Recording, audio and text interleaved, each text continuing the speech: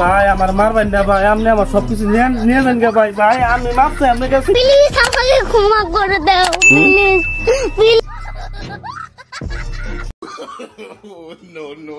মা কারে খুলবার দিয়া বাড়াইছে শালা, কালকেও বলে ভাবির ঘরে যায় ঢুকছিল আর খুঁজা পাইতাছি না, শালারে পাইলে আজকে সিলগলটা বান্ধিমু।